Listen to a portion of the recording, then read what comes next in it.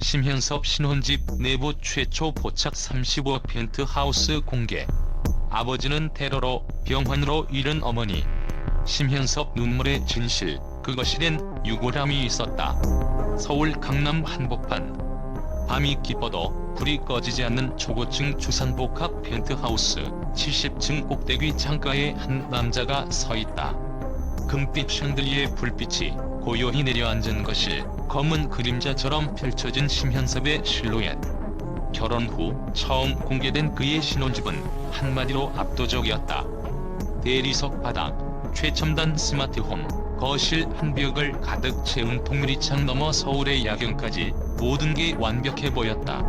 그런데 바로 그 완벽함 속에 무언가 설명할 수 없는 차가운 공기가 흘렀다.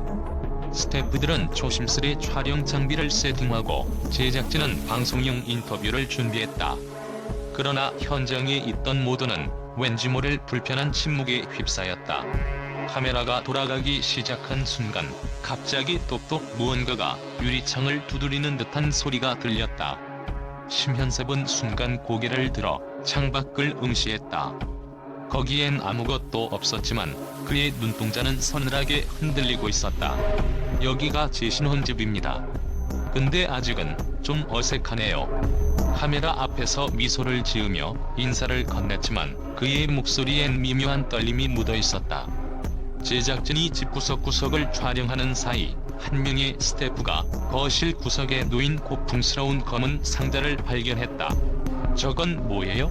심현섭은 잠시 말을 멈췄다. 어색한 정적. 그리고 천천히 다가가 그 상자를 들어 올렸다. 아버지 어머니의 유골함이에요. 스튜디오 전체가 얼어붙었다. 방송팀도 스태프도 심지어 멀리서 보고 있던 신부마저 숨을 멈췄다. 왜 이 집 한가운데에 그런 걸? 심현섭의 눈빛이 흔들렸다. 그 침묵에는 한 시대를 뒤흔든 말로 다 할 수 없는 고통과 상실이 고스란히 담겨 있었다. 1983년 10월 9일 아버지는 미얀마 아웅산 테러로 돌아가셨습니다.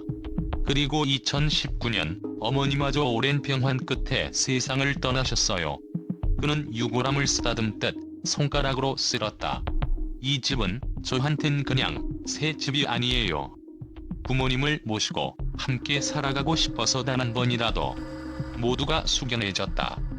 그런데 바로 그때였다. 이거.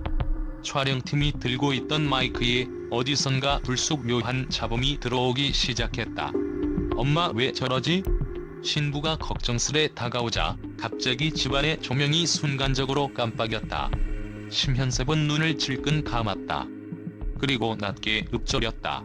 오늘따라 부모님이 정말 곁에 계신 것 같네요. 그날 밤 모두가 돌아간 뒤 심현섭은 거실에 홀로 앉았다. 스마트홈 시스템이 자동으로 조명을 끄려 하자 한기가 도는 듯한 바람이 집안을 훑었다. 그리고 거실 한켠 유골함이 놓인 곳에서 딸과 하는 미세한 소리가 들렸다. 심현섭은 조용히 유골함 앞으로 다가가 앉았다. 아버지, 어머니 여기서 저 잘 살고 있어요. 이제 웃을 수 있을 것 같아요. 그런데 그 순간 거실 스피커에서 잡음이 섞인 음성이 흘러나왔다. 현섭아 괜찮다. 네가 울지 않아도 괜찮다. 심현섭은 그대로 얼어붙었다. 한동안 말을 잇지 못하다가 눈물을 터뜨렸다. 신부가 달려와 그를 감싸 안았다. 오빠, 괜찮아? 무서웠어. 아니야, 이제야 비로소 편안해졌어. 이 집에 부모님이 함께 계신 것 같아서 진짜 가족이 된 것 같아. 이 에피소드가 방송된 직후 SNS와 커뮤니티는 충격에 휩싸였다. 그 집에 진짜 뭔가 있는 것 아니냐? 방송 중 들린 그 음성 CG 아니었대. 심현섭이 펜트하우스에서 귀신을 봤다는 소문이 돌고 있다. 인터넷은 심현섭 펜트하우스 유골함 괴담으로 도배됐다. 한 기자는 심현섭에게 직접 연락했다. 방송 이후 무슨 일이 있었나요? 심현섭은 잠시 침묵했다가 답했다. 저희 집이 화려하게 보여도 아직은 너무 조용해요. 하지만 부모님이 지켜주고 있다는 확신이 들어요. 더 이상 두렵지 않습니다. 며칠 후 누군가 심현섭 신혼집 벨을 눌렀다. 그는 문을 열었고 그 앞엔 웬 낯선 중년 남자가 서 있었다. 혹시 심상우 의원님의 아드님이신가요? 네, 맞습니다. 그런데 누구시죠? 남자는 조용히 봉투를 내밀었다. 이건 미얀마 아웅산 테러 사건 당시 현장에서 발견된 아버님의 마지막 유품입니다. 지금껏 말씀드리지 못했지만 이제 돌려드릴 때가 된 것 같아서요. 봉투 안엔 오래된 시계 하나, 그리고 반쯤 찢어진 편지. 심현섭은 편지를 펼쳤다. 현섭아, 항상 웃음을 잃지 말거라. 아빠는 네가 어떤 길을 걷든 항상 지켜보고 있을게. 그 순간 심현섭의 눈에서는 더 이상 눈물이 흐르지 않았다. 영림아, 우리 이제 진짜로 시작해도 될 것 같아. 유골함 옆 하얀 백합은 묘하게 빛을 내며 집안을 물들였다. 그 집은 더 이상 슬픔의 공간이 아니었다. 밤이 깊었다. 모두가 잠든 시간, 카메라는 거실 벽에 구영정 사진을 비췄다. 그리고 그 아래 누군가 남기고 간 또 하나의 쪽지가 있었다. 이 집에서 우리 가족은 다시 만났습니다.